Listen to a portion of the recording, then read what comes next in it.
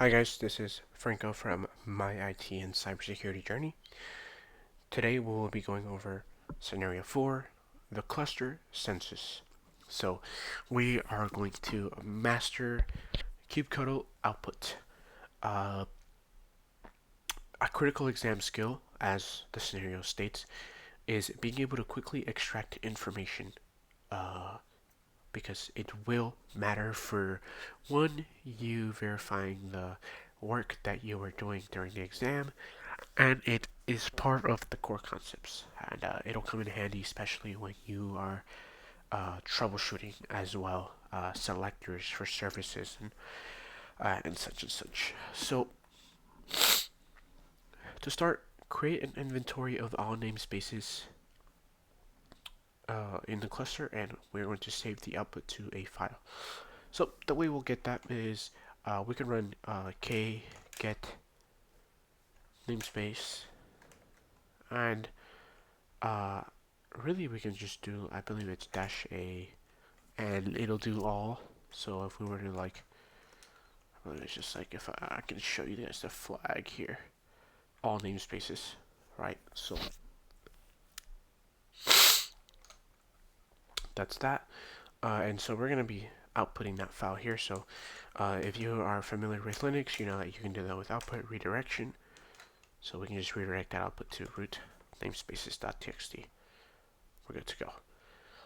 List and sort pods. So we want to list all pods across all namespaces, sorted by creation timestamp, and save to this directory.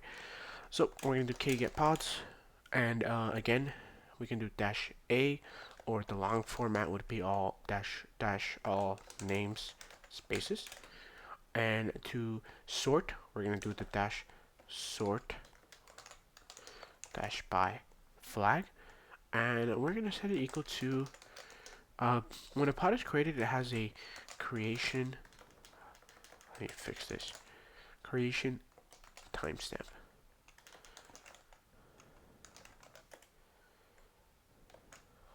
It should show up unless I spelled it right. I think you know what I did here is I put a dash instead of equals. And so it'll set the pods by creation timestamp. And then we're going to redirect that output to where it's asking us to here. And then also we are going to list only pods in a kube system namespace and save to root system pods. So the way we'll do that is k get pods and specify the namespace, which is going to be kube system. And this is asking us to sort, so we're just going to do this and redirect it to this file. And we should be good to go. You might get a validation failure here. Just skip it. It again, like I've said, the killer code labs are weird at verifying stuff, but if you just check it twice, you get the option to skip it. It won't affect your results at all. That doesn't matter as long as you know you're learning and you know what you're doing. That's what matters. Then for step 3, we have advanced output formatting. So it is asking us to use JSON path to extract all node names and their internal IP addresses, save to this file. So the way we would do that is we would get the nodes. So kubectl get nodes.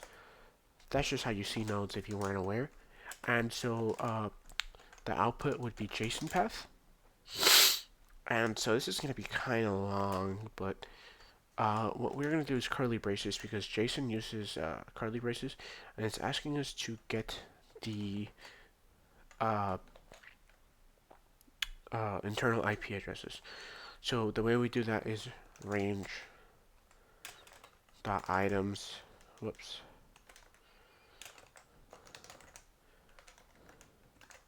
And so we want to look at all items in that array, and I believe it's another closing curly brace, and then another opening one, and we want to look at the metadata of each node, specifically the name. Close that out. Again, we're going to do a \t, and then we want to look at the status dot. I think it's actually dot.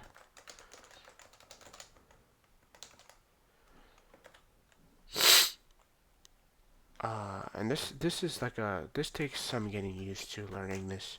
You probably won't get this on the first try. This is like a bonus question, to be honest. Uh, I wouldn't worry about this being on the exam. It's just as you get better with Kubernetes, you kind of want to familiarize yourself with the JSON or the YAML for uh, finding information as quickly as you can. We're going to close this curly brace here. And I believe the last one, we can do a new line, but I think we can just do, I believe that's how you do it. And then we're going to do end. And we want to redirect it to the node info text file. So if we CKAD it, so it's a pretty long command just to get the name and the IP address. I mean, that's crazy, right? And we can do another one. It's asking us use custom dash columns to list all services showing only the name and the cluster IP columns. Again, you probably won't get a question like this on the CKAD. You might get one like the first step, which is I don't want to say that, but you might get questions similar to this uh, when you go and you take your CKAD. But for this next one, uh, to do what it's asking, it's the same when you get service. You can do the short name. And so, again, it's asking it on namespaces. And I only want to see the custom. This is another good one. Columns. And if we were to do this, like, it's going to fail. But if I were to do, like, okay, I just want to see the custom column name that's based off the metadata. Right, that's what I would see. If I wanted to see cluster dash IP, because that's a column, that's based off the spec dot cluster IP. This is the one I'm more familiar with because it's a bit easier to learn. What did I do wrong? Metadata dot name cluster dash IP spec dot cluster IP. Is that not right? Separate it.